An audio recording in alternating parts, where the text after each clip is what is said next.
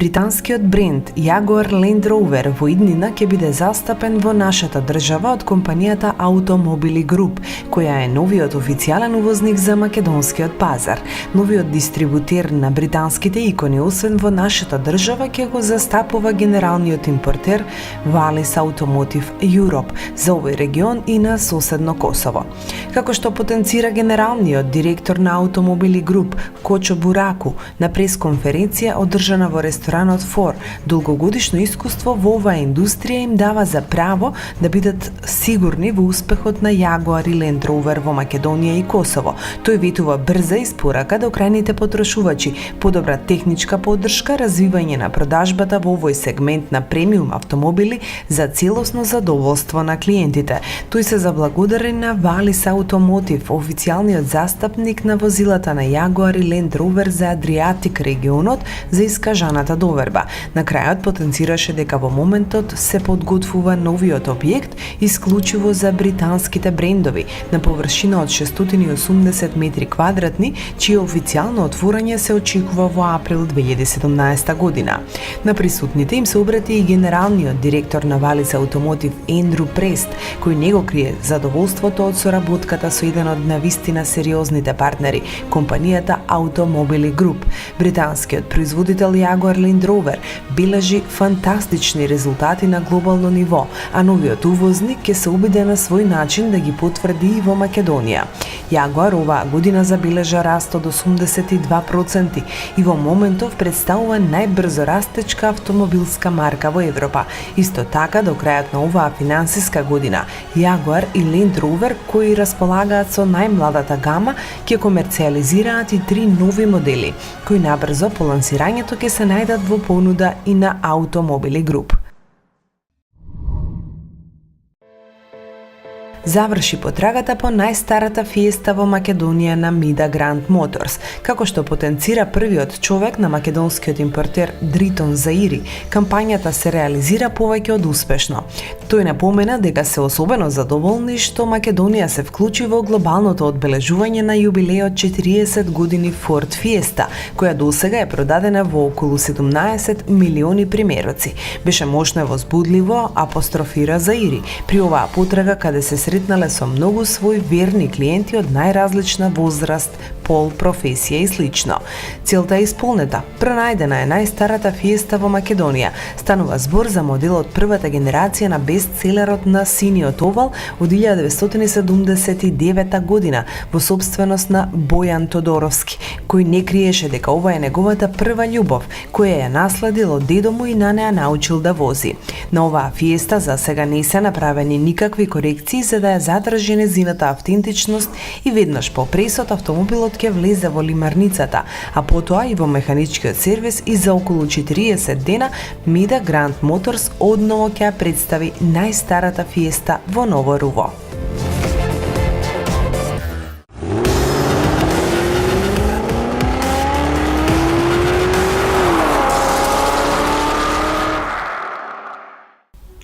Продажбата на нови автомобили во Европа според анализите ќе се зголеми за 6,8% во споредба со 2015 година и ќе достигне рекордни нивоа непознати за дилерите од 2007 година па наваму. Лондонската компанија Yato Dynamics објави дека од почетокот на годината досега во Европа се продадени 13.037.339 нови автомобили, од кои 1.184.140 само во ноември. Зголемувањето за 11-тиот месец од годинава е 5% во однос на истото во 2015. Volkswagen останува најголем производител на автомобили во Европа. Германскиот гигант држи 24,56% од вкупната продажба на стариот континент, што за жал е пад од 0,28% во споредба со минатата година, со намалување на поборувачката од 7,5 во ноември и 8% од почетокот на годината. Volkswagen Golf ја држи лидерската позиција кај најпродаваните модели. Во изминатиот месец на второто место се најде Renault Clio со раст од 20,3%, а на трето е VW Polo со подобрување од 6,7%.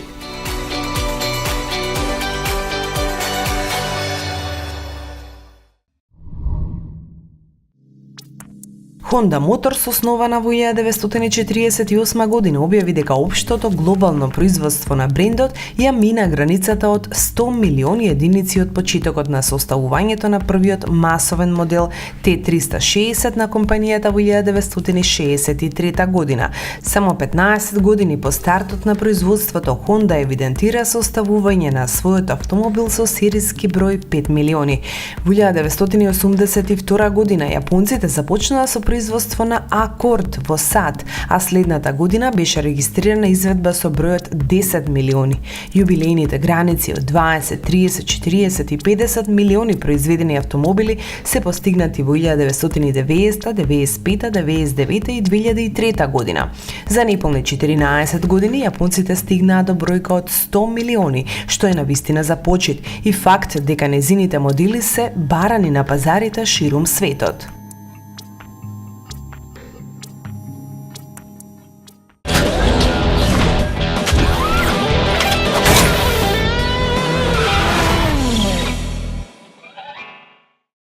Во салонот на Алфа Ромео на македонскиот импортер Автомобиле СК пристигна најновото остварување на италијанскиот производител долго очекуваната Џулија.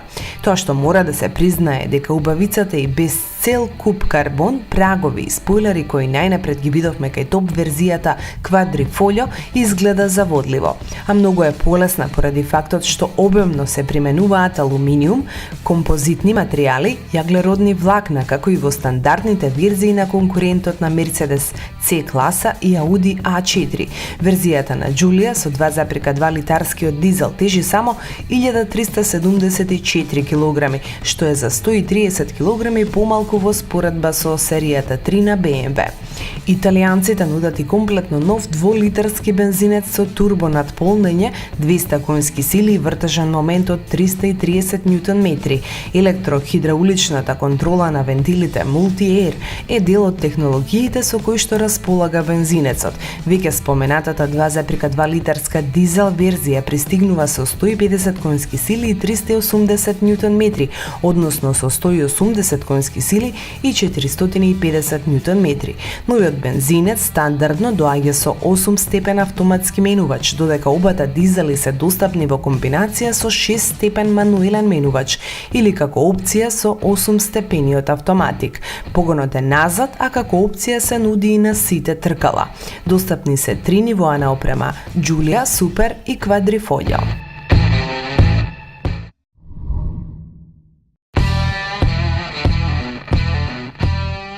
Форд лансираше неколку врвни кросоверски изданија во последно време, а по 4 години успешен настап го обновува и несомнено еден од најекспонираните модели во сегментот Куга, кој од неодамна го краси и салонот на Mida Гранд Моторс. Што се однесува до дизајнерските промени на обновената Куга, има визуелно изменета предница со поразличен дизајн на маската, редизајнирани LED дневни светла и браници кај кој е сменета локацијата на светлата за магла.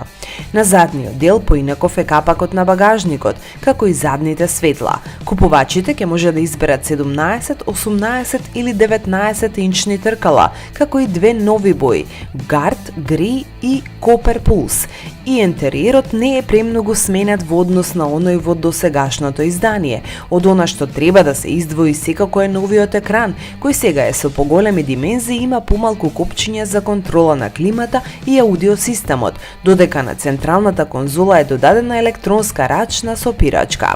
Од новите системи треба да се напомене дека сите модели ќе доаѓаат со адаптивниот преден светлосен систем на Ford, како и најновиот Sync 3 инфозабавен систем кој е компатибилен со апликации како што се Spotify или AccuWeather, како и со Apple CarPlay и Android Auto.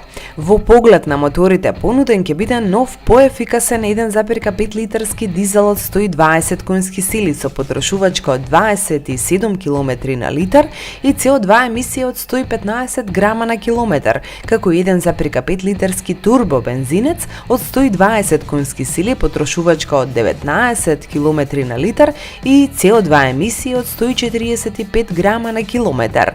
На располагање ќе бидат уште 2 2.0 TDCi дизел мотори од 150 и 180 конски сили.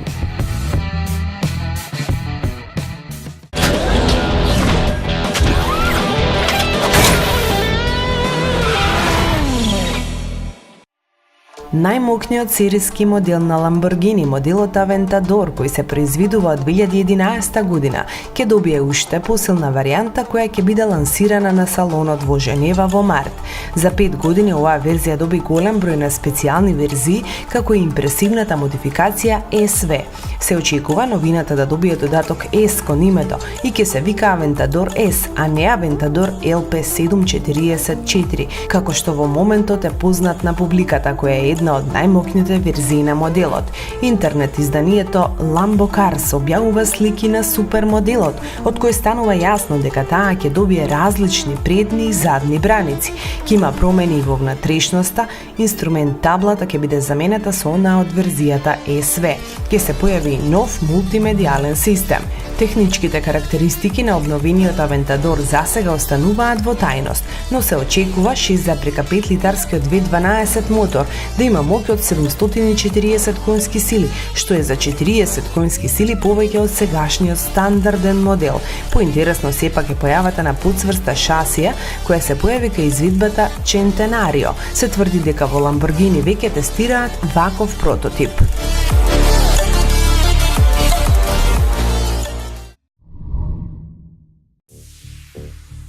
Ферари пушти на пазарот нова отворена супер изведба посветена на 50 годишнината од стартот на продажбата на италијанците на јапонскиот пазар.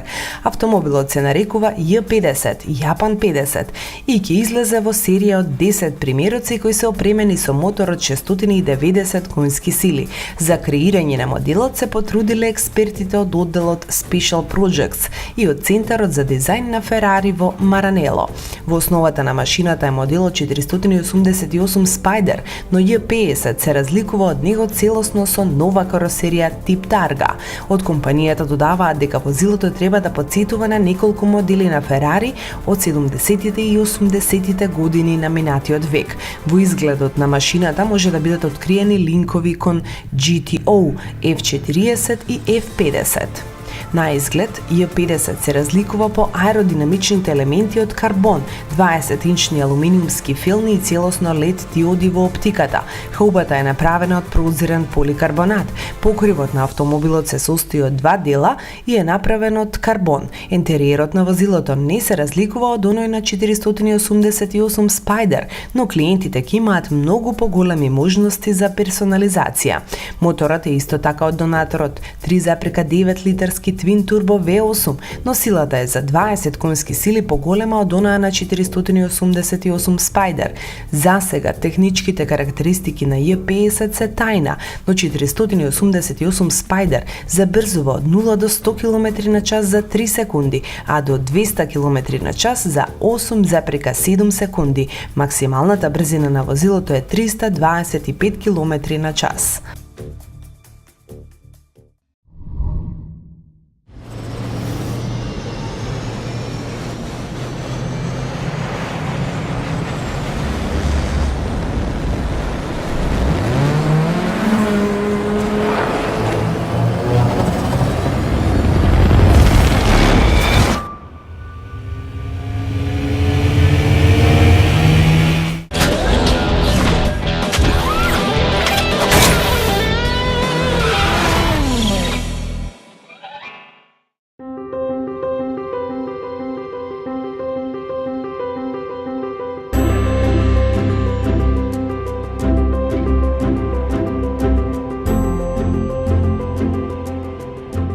Кросоверите денес станаа најбараните модели на пазарот и полека, но сигурно секој гради своја политика на ова поле.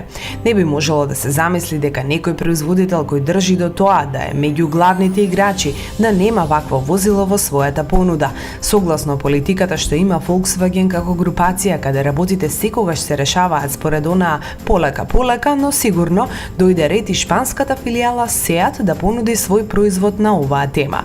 И како што бива со својот прв модел шпанскиот гигант влегува не на голема, туку на огромна врата.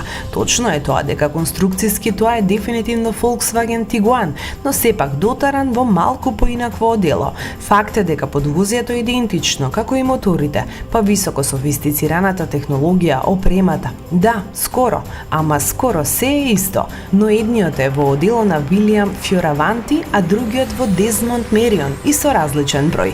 А тека е во потполн склад со новите дизајнерски принципи на кои конечно се темели и Леон, но сепак кросоверот е сосема нешто друго. Во однос на Tiguan е за 12,3 см пократка, 1,8 см пониска и има за 5,1 см пократко меѓуоскино растојание. Поради ова е нешто полесна и поаеродинамична. Предната маска и светлата со LED технологија се дел од корпоративниот дизајн на актуелните Seatови модели. Незиниот стайлинг е некако малку понежен во однос на оние робусни изведби и е замислена да биде микс кој ќе одговори на сите задачи во урбаните средини, па и на подолги дестинации, а ако има потреба секако за некоја помала авантура и за надвор од асфалтот. Токму така се вклопува во моделите кои се во тренд и се најбарани и мощне популарни на пазарот, со цел да се наметне шпанскиот темперамент. Линиите се складни и прецизни, со малку фантазија, односно со многу елементи од концептите кои претходеа, па затоа визуелно оваа изведба на вистина има некоја волшебна привлачност. Од предниот до задниот дел на вистина е се така складно. Не дека шпанците измислиле топла вода, дефинитивно има многу форми кои се идентични со некои модели од групацијата, но сепак шпанката држи до себе и зрачи со посебен сјај. Истата приказна продолжува и во внатрешноста, односно повеќето од елементите се добро познати, но сепак за оваа цел се одредени модификации. Да, многу потсетува на Леон, но како минувате повеќе време со Атека, доловувате дека таа има свои посебности. Полека сваќате дека има разлика кај некои копчиња, прекинувачи, рачки, без оглед дали станува збор за Шкода, Ауди, па и Ламборгини, но секако прилагодени кон Сеатовиот корпоративен дизајн. Дури кај овој модел дизајнерите посегнали и по асиметрија, со цел да се избега од стандардите што на вистина делува вкусно и би рекле ергономично, бидејќи сосема разбирливо е се мора да биде функционално. Таков е случајот со инструменталната табла, отворите за вентилација, централната конзола на која доминира 8-инчниот мултифункционален дисплеј. Тој е дел од така наречениот Media System Plus 8, со кој се управува со сите интерни и екстерни мултимедијални содржини, со можности со гласовни команди. Дополнително беше додаден и Seatовиот Full Link Mirror Link, кој е во состојба да го поврзе мобилниот со Apple CarPlay и Android Auto. Да напоменеме дека инструменталната табла е конвенционална без така наречениот TFT екран со прави округли инструменти со стрелки и гравирани бројки повторно привлачно. Иако Атека свесно е направена со нешто помали димензии, се карактеризира со многу простор во внатрешноста, што е уште еден успех на незините креатори. Одличната позиција за доправувачот на возачот не краде ниту милиметар на оние кои седат зад него. Така е случајот и со совозачката позиција во однос на задната клупа, иако во Атека е украден некој милиметар во должината меѓу оските. Сепак, на име комфор настрадал багажникот, чиј волумен изнесува 485 литри, што е нешто помалку во однос на конкурентите, но со оглед на намената на овој кросовер и сосема доволно. За оваа изведба треба да се напоменат елементите како комбинација на алкантара и ткаенина, со кожа, обликувани управувачи некои елементи на таблата. Свој голем придонес за комплетен впечаток дава и дволитарскиот TDI агрегат со 150 конски сили и вртежен момент од 340 Нм. За оваа Volkswagenова изведба се искажани толку пофалби и рака на срце добро лежи во вака спакуваната Атека.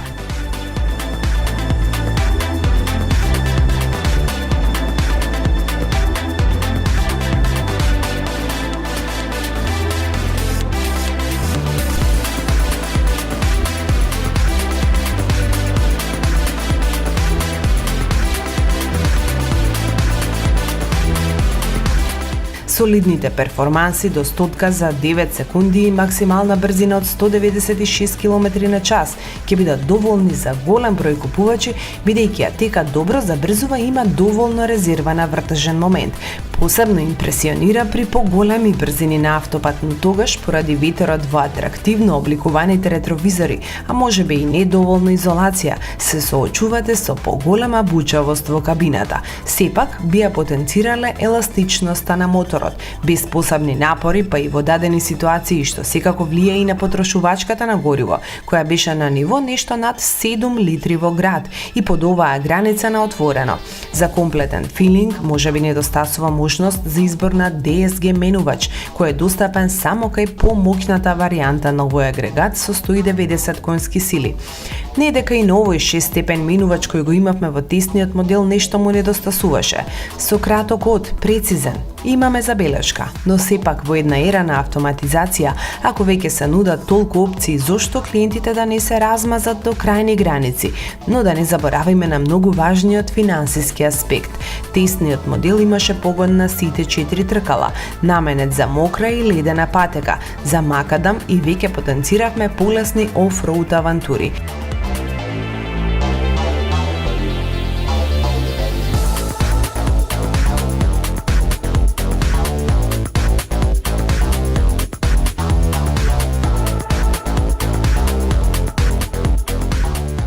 Тука е системот за тракција 4Drive со неколку различни режими на работа и со одредени електронски блокади за пролизгување на предните тркала.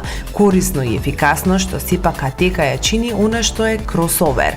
Опремата на овој автомобил е класифицирана во 3 нивоа, а најбогатиот е Excellence, што значи над 50 ставки без дополнителни елементи од опциите. Дефинитивно задоволство е да се стартува моторот на копче, да имате сензори за паркирање, камера која гледа се наоколу, систем за безклучен влез или состав што целиот автомобил го прилагодува кон афинитетите на возачот, радар за детекција на пешаци на патот, елементи кои едноставно нудат сигурност и безбедност, но и кои го чинат управувањето со возилото вистинско задоволство. Па за сето ова и вака спакуваната верзија треба да се издвојат 29.900 евра.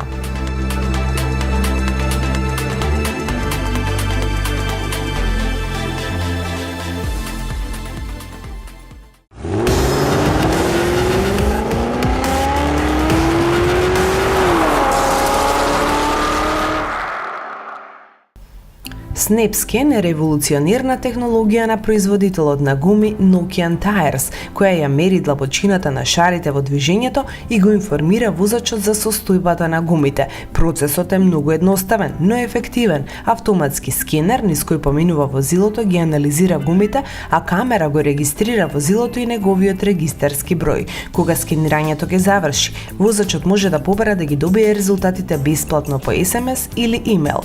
Технологијата работи независно од тоа на кој производител се гумите, какво е возилото и нема потреба од никакви дополнителни уреди. Системот е базиран на 3D технологија на скенирање која има за цел да ја зголеми безбедноста на патот. Бесплатната супер брза услуга прави мерење на длабочината на шарите со што ќе им ја улесни работата на милиони возачи во светот, велат од финската компанија. Услугата SnapScan ќе може да се користи на различни места и точки од секојдневниот пат на возачите, пример паркинзи. Услугата ќе се спроведува во партнерство со Синџирот Центри Вијанор, каде што секој возач може да добие совети да купи соодветни гуми. Перспективниот проект на гигантот Google за свој автономен автомобил оди чекор понатаму. Формирана е посебна компанија наречена Waymo, која во иднина ги презема сите активности на ова поле. Нејзин лидер станува 55 годишниот Џон Кравчик, поранешен шеф на Hyundai Motor Америка и долгогодишен раководен кадар на Ford, кој не работа во Google од септември 2015. Создавањето нов модел покажува дека компанијата мајка Alphabet верува дека има иднина и пазар за автономните автомобили, но се уште не е доволно јасно дали и кога корисниците ќе поверуваат и побараат технологија за автономно управување на автомобилите. Google ја проширува постојано програмата во оваа насока во последните неколку години, ангажира постојано нови инженери, изголемувајќи ги двојно тест полигоните од 2 на 4 во различни американски градови. Од првиот направен тест на Google по јавен пат, без управувач и педали во октомври 2015 во Остин, во Тексас. Досега се направени веќе 10.000 слични испитувања. Матичната компанија на новородената е иста како Google, односно Alphabet, ќе действува како venture-backed стартап. Базата на Waymo ќе е во Mountain View, Калифорнија и ќе одговара за развојот на технологијата за роботско управување и ќе изучува можности во логистиката и соработката со производителите на автомобили. Автономниот систем за управување Waymo користи радар, камера и сензори, кој е веќе на 4 и 5 технолошко ниво во областа на автономното управување. Натаниел Ферфилд, водачки софтверски инженер на Waymo, изјави дека сензорите веќе се во состојба да работат и при најтешки временски услови.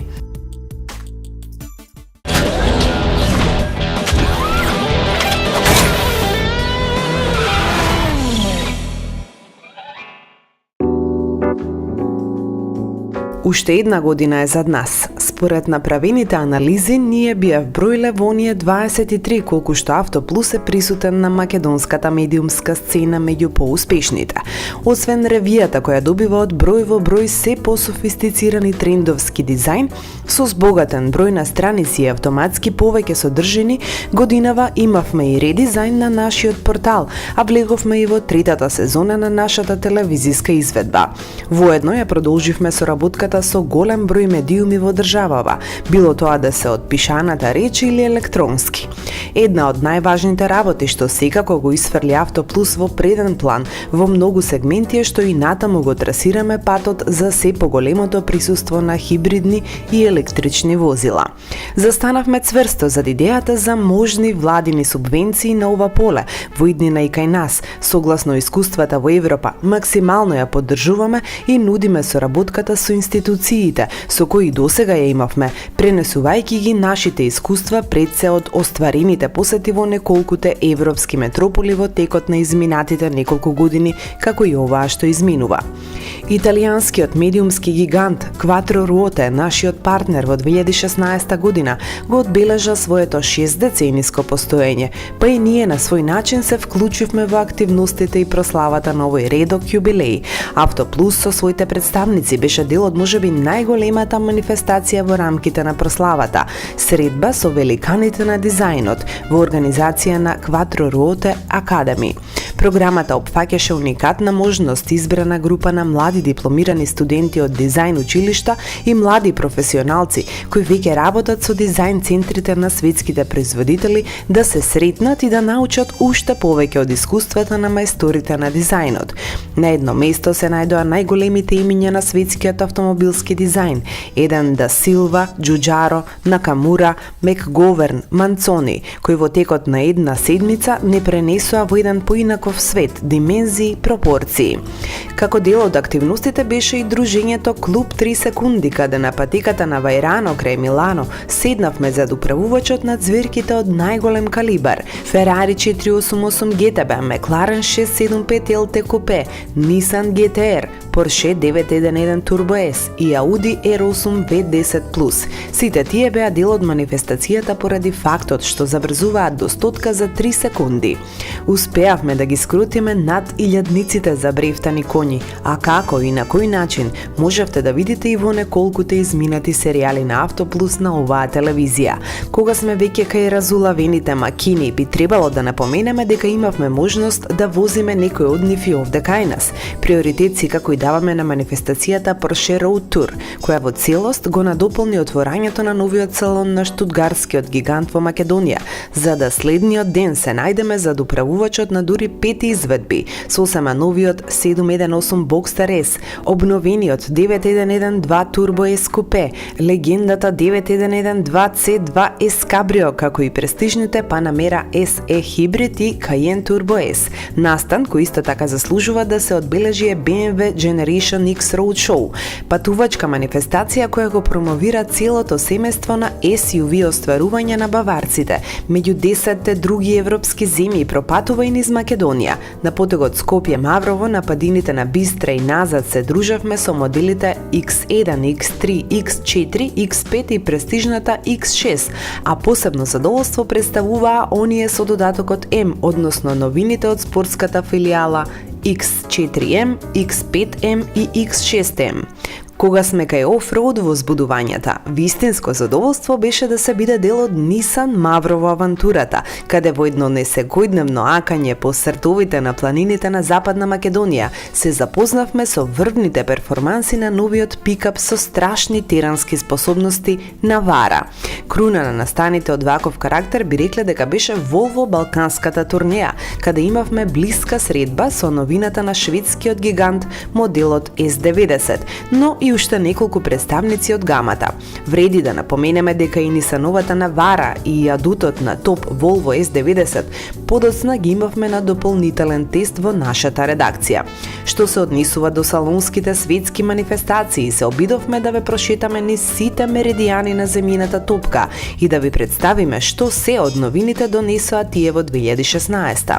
Бевме за момент во Пекинг, Детройт, Њујорк, Лос Анџелес, Сао Пауло, Милано. А од збиднувањата од двете најголеми европски смотри во Женева, а потоа и Париз, известувавме од лице место.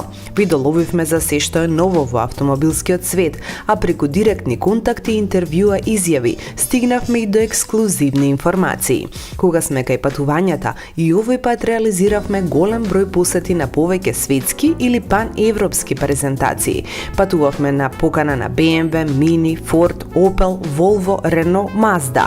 Бевме на Hungaroring на само 2 недели пред трката за Гран При на Унгарија, во Минхен, Келн, Цирих, Единбург, Барселона, Љубљана, Белград, Задар, Шибеник, Ровињ.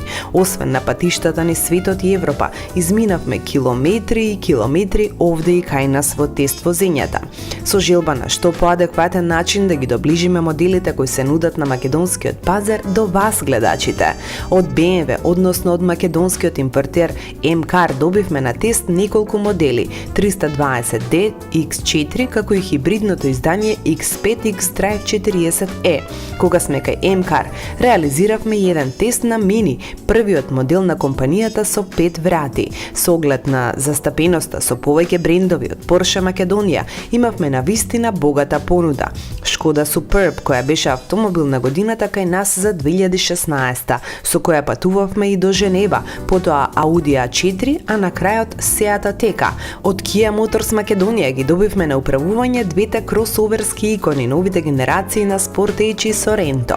Кога сме кај корејците од Korea Auto Trade, импортерот за Hyundai, кој минатата година прослави јубилеј од 2 децении на македонскиот пазар, ја добивме новата Елантра.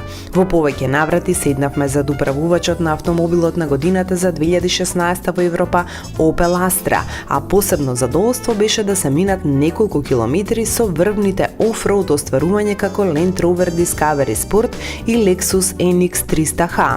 Automotive Group се погрежи, освен што ја возавме на презентацијата, да ја пробаме и четвртата генерација на Megane кај нас. Рака на срце, ова е само блиц на она што остана зад нас во 2016 година, која само од ова може да се види дека беше плодна, а за тоа колку и успешна судете и вие сами.